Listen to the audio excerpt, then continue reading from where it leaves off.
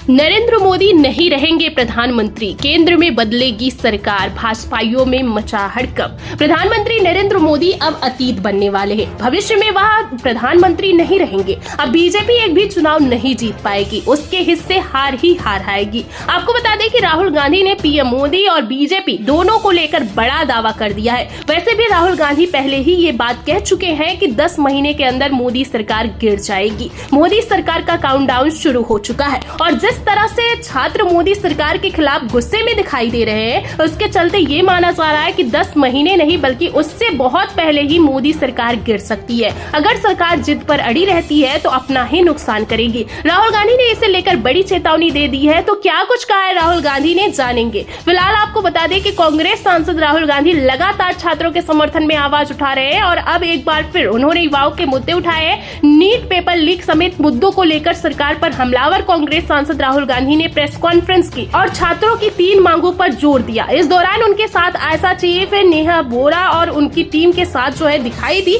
उन्होंने साफ किया है कि शिक्षा मंत्री धर्मेंद्र प्रधान को इस्तीफा वो देना होगा। सरकार को छात्रों से माफी मांगनी होगी। लेकिन आपको बता दें कि उन्होंने कहा कि छात्रों की 3 मांगे हैं जिन पर कोई समझौता नहीं किया जा सकता। इसमें से एक मांग तो तत्काल पूरी भी हो गई। धर्मेंद्र प्रधान ने इस्तीफा दे दिया, अपना बायो भी बदल दिया, जहां अब मंत्री की जगह सिर्फ सांसद लिखा दिखाई दे रहा है। दरअसल नीट पेपर लीक के मुद्दे पर सरकार पहले से ही घिरी हुई है। छात्रों के आंदोलन से वह बेचैन नजर आ रही है। इसी बीच कांग्रेस सांसद राहुल गांधी ने मोदी सरकार को अल्टीमेटम दे दिया है।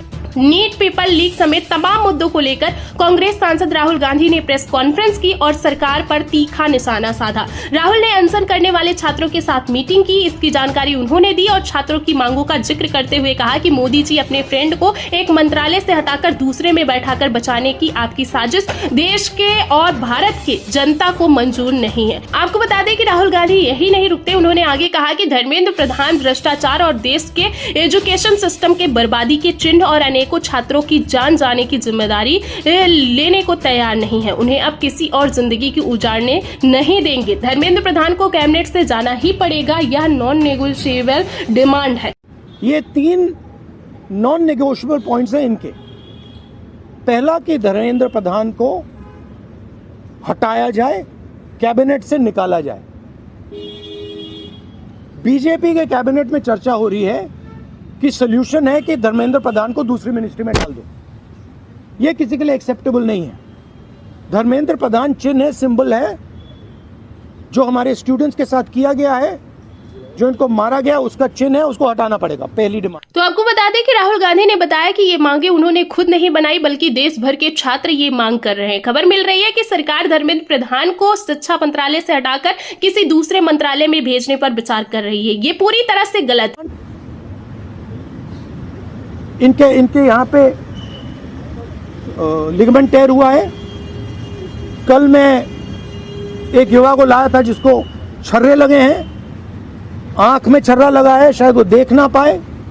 और हजारों ऐसे स्टूडेंट्स हैं जिनको मारा गया है, धमकाया गया है, पीटा गया है, लाठी से पीटा गया है। जिन लोगों ने ये किया है, जो इम्प्लीमेंटर्स हैं और जो ऑर्गेनाइजर्स हैं, उनको अकाउंटेबल होना पड़ेगा, उनको सजा मिलनी चाहिए। ये किसी को भी मंजूर नहीं होगा। धर्मेंद्र प्रधान भ्रष्टाचार और नाकामी का चेहरा बन चुके हैं, जिसने छात्रों के भविष्य को नुकसान पहुंचाया। इसीलिए उन्हें मंत्रालय बदलने की बजाय पूरी तरह हटाया जाना चाहिए। राहुल गांधी यही नहीं रुकते, वो संसद से लेकर सड़क तक मुखरता से मोदी सरकार के खिलाफ बोलते नजर आए। उन्होंने कहा कि छात्रों की मांग सुझाव की नहीं, एक्शन की है। छात्रों की मांग जायज है, दोषियों को सजा मिलनी चाहिए। इसके साथ ही राहुल अड़ गए कि शिक्षा मंत्री धर्मेंद्र प्रधान को इस्तीफा तो देना ही होगा। उन्होंने छात्रों की मांगों को लेकर आक्रामक रुख अपना लिया। उन्होंने पीएम मोदी को देश का अतीत बता दिया, साफ कह दिया कि आप चाहे कितना भी डरा लो, धमका लो, नहीं हटने वाले हम। जितना करना है वो करे, बंद करना है